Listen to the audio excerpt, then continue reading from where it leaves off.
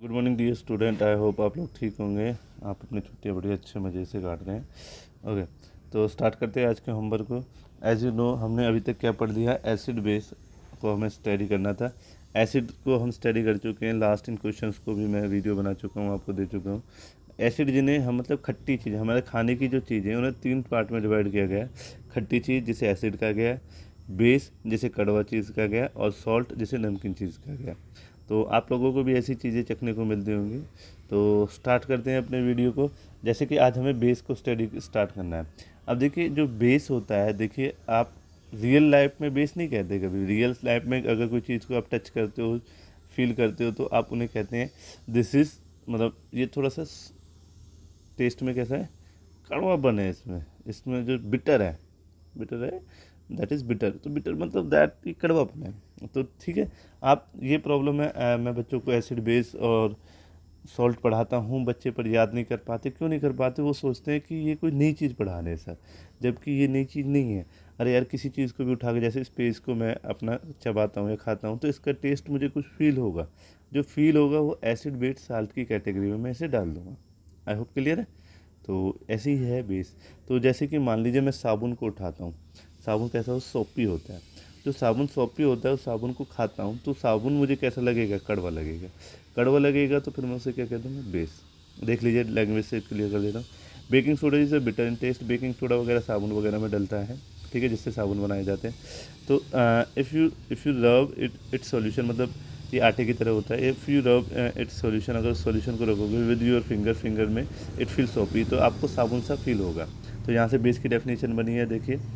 This substance like baking soda which bitter in taste and feel soapy in touching are known as base. मतलब उसने कहा कि जो चीज़ें कड़वी हो, मतलब बिटर हो, ठीक है ना, जो चीज़ें बिटर हो, कड़वी हो, और जो चीज़ें टच करने में सोपी फील करें, उन्हें बेस कहा गया। तो यही तो बात मैं कह रहा था कि भाई आपके खाने को 3 पार्ट में डिवाइड कर दिया। खट्टापन, that is sour, sour means acid, okay. Physic chemistry में उसे एसिड का नाम दे दिया। ऐसे ही आपका खाने का कड़वापन, बिटर, उसे बेस नाम दे दिया। अब ये बेस कहाँ से आया बेटा? ये लैटिन लैंग्वेज से आया। ये तो मतलब यहाँ पर अगर ये बिटर होता ना, एस सोर बिटर, तो हमें बहुत ईजी हो जाता पढ़ना। बट चक्कर क्या है कि लैटिन साइंटिस्ट पहले ही इन चीज़ों को लिख चुके थे। अब हम सभी को वही चीज़ें पढ़नी होती हैं। जैसे इंग्लिश में आपको लिख दी थी, तो इंग्लिश में आप स्टडी कर रहे हैं। तो आई होप यहाँ तक क्लियर है आप लोग। Okay, very good. अब क्या होता है कि जो बेसिक्स, अब जो नेचर होता है इनका बेसिक होता है। अब जैसे इसके एग्जांपल कौन से? इसके बहुत सारे एग्जांपल यहाँ पर लिखे हुए हैं। Sodium, potassium, hydro, calcium hydroxide as soon is example in base is such is example of. Means अब ये क्या कहना चाहता है? अगर हर किसी का केमिकल फार्मूला होता है, कैसे केमिकल फार्मूला होता है? देखिए, आपसे क्वेश्चन पूछा जाएगा व्हाट इज़ बेस, तो व्हाट इज़ बेस का आप आंसर लिख दोगे this substance like baking soda which is bitter in taste. तो ये आप लिख दोगे सोपी इन टचिंग फॉर्म, ओके। अब आपसे पूछा जाएगा with example. So sodium hydroxide, potassium hydroxide, ammonium hydroxide, ठीक है ना, calcium hydroxide, magnesium hydroxide, zinc hydroxide, aluminium hydroxide. तो इनमें से किसी भी एग्जांपल को आप चूज़ करते हैं। अब देखिए ट्रिक क्या है।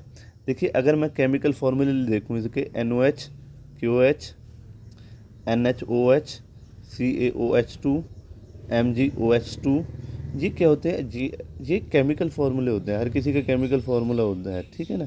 जैसे हिंदी में मुझे संजीव कह दे, पर इंग्लिश में मेरे लेटर की एक फॉर्मेशन बनेगी। तो मैं ये कहना चाहता हूँ कि इन लेटर्स को, सोडियम का जो सिंबल होता है वो Na रहता है, हाइड्रोक्साइड का होता है OH। तो कहता है जिनमें OH रहेगा वो सभी क्या रहेंगे? बेस। अब इससे पहले एसिड में भी हमने ऐसा पढ़ा था। एसिड में उन चीज़ों को एसिड कहा गया था जिनमें ओनली H था। तो आई होप क्लियर है। बेस ढूंढने के 3 तरीके हो गए। अगर ऐसा कोई फार्मूला लिखा है उसमें OH है, that mean that is base. अगर वो टेस्ट में बिटर है, सोपी है, that mean that is base. ऐसे एसिड में पढ़ा था हमने। एसिड वो चीज़ होती है जो श्योर होती है, मतलब जो खट्टी होती है, या जिसमें ओनली H आयन रहते हैं। जैसे यहाँ पर मैंने लिखा हुआ है ना, H आयन होते हैं, बस ओनली H होता है, वो होता है एसिड। तो यहाँ से दोनों को कंपेयर करके आप स्टडी कर चुके हैं। अब देखिए एग्जांपल ले लेते हैं। अब आपसे क्वेश्चन पूछा जा सकता है, write down an example when S base react with water. तो बेस मतलब बेस को लिया, सोडियम आपके हाइड्रोक्साइड को पानी के अंदर डाल दिया, जैसे दिखाई दे रहा है। तो इसने सोडियम को अलग कर दिया है और OH को अलग कर दिया है। ओके, ऐसे MgOH2 को मैंने डाल दिया पानी के अंदर, तो Mg2 पॉजिटिव आयन अलग हो जाएंगे, 2H अलग हो जाएंगे। ये कैसे केमिकली बैलेंस है, इन चीज़ों को देखो अभी आपका सीखना नहीं है, बस आप ये ध्यान दीजिए कि मैग्नीशियम अलग हो जाएगा, OH अलग हो जाएगा। ओके, अब चलते हैं अल्कलाइल। ठीक है, अल्कलाई क्या होते हैं? तो देखिए बेस जो होते हैं which are soluble in the water are called alkaline. मतलब जैसे NOH पानी में घुल गया, N और OH अलग हो गया, तो मतलब ये अल्कलाइल है। ठीक है, अल्कलाइल। ठीक है, ऐसे मैग्नीशियम जो हाइड्रोक्साइड है MgOH, ये पानी में गया, पानी में घुल गया, Mg+, ये घुलने का सबूत है कि ये चीज़ें अलग हो गई, तो ये क्या है? अल्कलाइन। तो इसने कहा जो बेस सोल्यूबल होंगे पानी के अंदर दैट कॉल अल्कलाइज। ठीक है, अल्कलाइज। तो इसमें एग्जांपल देखिए सोडियम, पोटेशियम एक्सेट्रा के डाल दिए। Some base are not soluble in water, जिन्हें वाटर में सोल्यूबल नहीं होगा, दे आर नॉट अल्कलाइज, मतलब अल्कलाइट होंगे, they all are base but all the base are not अल्कलाइट।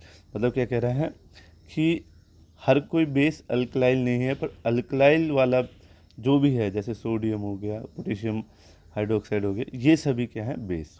ठीक है ना, लास्ट में लाइन बहुत अच्छी लिखी है, जितने भी अल्कलाइल्स हैं वो सभी बेस हैं, पर सभी बेस अल्कलाइल नहीं हो सकते। ठीक है, तो यहाँ तक आप लोगों को क्लियर हो गया। अब आते हैं स्ट्रॉन्ग एंड वीक को लेकर, जैसे हमने उसमें भी पढ़ा था स्ट्रॉन्ग और वीक, तो पढ़ लेते हैं। Some base are easily soluble in water, they are strong base, मतलब जो पानी में इजीली मिल जाए दैट इज़ स्ट्रॉन्ग। तो अल्कलाइल्स आपके स्ट्रॉन्ग हैं, तो यहाँ पर लिख देते हैं, देखिए लिखा हुआ है they are cohesive and can burn the skin, sodium hydroxide, potassium hydroxide are the example of strong base. Means आपसे क्वेश्चन पूछा जाएगा what are the strong base, तो आप लिखोगे NeOH CoAH is strong base. ये कोहेसिव प्रॉपर्टी मतलब resistance की property होती है, उसको भी रखते हैं, और ये किसी भी चीज़ को बर्न कर सकते हैं, तो ये है स्ट्रॉन्ग बेस। तो NOH QOH अल्कलाइल्स आर, मतलब ये अल्कलाइल्स के एग्जाम्पल है, तो ये स्ट्रॉन्ग बेस में कंसिडर किए गए। अब देख लेते हैं वीक बेस के लिए। Some base either not soluble in water, जो सोल्यूबल वाटर नहीं होते, they are sparingly soluble in water, such base are called weak base. जैसे कैल्शियम OH2, मैग्नीशियम OH, नहीं सॉरी मैग्नीशियम नहीं होना चाहिए, एल्युमिनियम होना चाहिए, एल्युमिनियम OH2 3।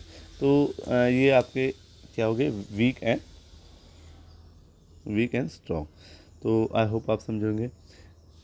हिंदी में या रियल लाइफ में इसे कड़वा कहा गया है, सॉपी होता है, कटर होता है, ये इसके एग्जाम्पल बताए गए हैं। एक रिएक्शन आपको याद करनी है, अल्कलाइज क्या होते हैं वो आपको याद करना है। स्ट्रॉन्ग की डेफिनेशन के लिए उनके एग्जाम्पल याद रखने हैं, NOH और QOH, और वीक के लिए CaOH2 और एल्युमिनियम OH3। तो यहाँ तक आपके 3 क्वेश्चन बन चुके हैं, आगे स्टार्ट करते हैं। नाउ प्रॉपर्टी ऑफ बेस, मतलब ऐसे कुछ गुण हैं कि बेस को अलग देख के पहचान लिया जाए। प्रॉपर्टी मतलब गुण, क्या क्या है उनके गुण से। जैसे ह्यूमन बॉडी की what are the property of human body?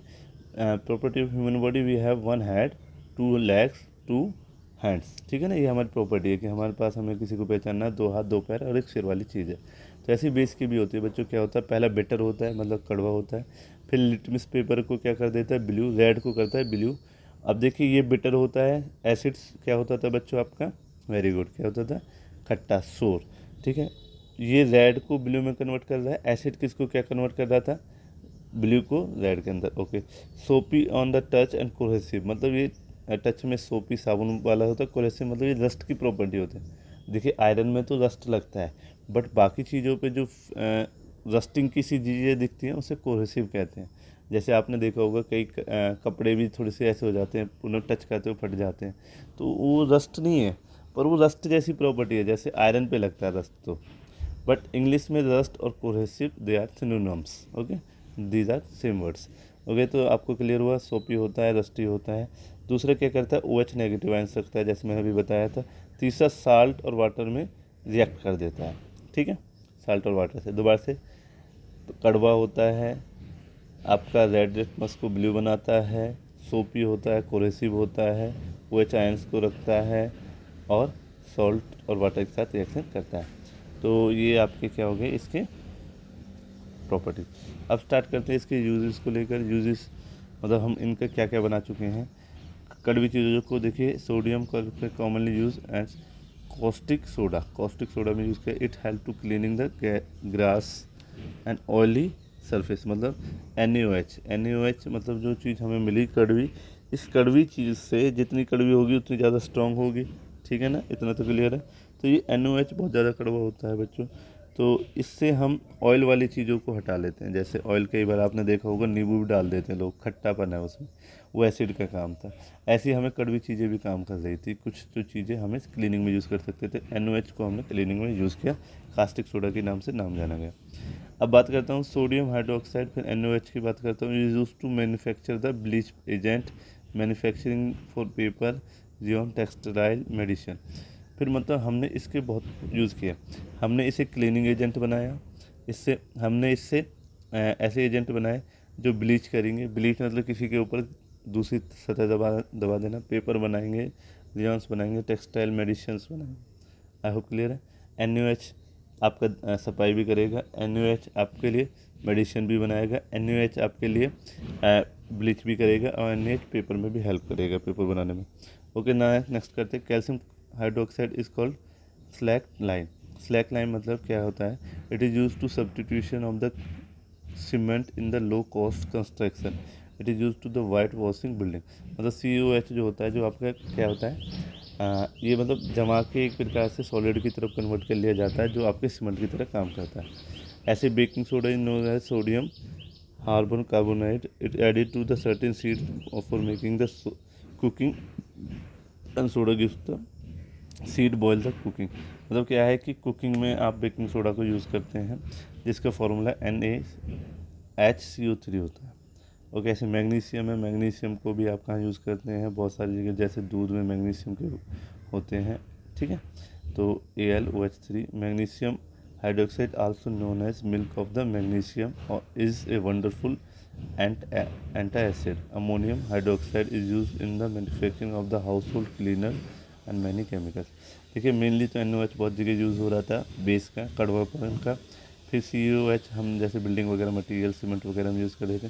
Baking soda को हम खाने में यूज़ करते हैं। एल्युमिनियम OH3 को भी हम क्लीनर्स के लिए यूज़ करते हैं। मैग्नीशियम को हम मिल्क वगैरह में यूज़ करते हैं। तो आपको आई होप ये चीज़ें क्लियर हो गई हैं। जो नेक्स्ट वीडियो होगी उसमें हम डिस्कस करेंगे difference between acid and base, जो कि बहुत ज़्यादा इंटरेस्टिंग होने वाली हैं। तो आई होप बच्चों आपको यहाँ तक क्लियर होगा। नहीं क्लियर है तो क्लियर कीजिए, बार बार वीडियो को देखिए। अगर आपके पेरेंट्स आपकी हेल्प कर सकते हैं, that is very good. Parents की हेल्प लीजिए, मेरी हेल्प लीजिए, अपने होमवर्क को टाइम पे कीजिए। Thank you very much.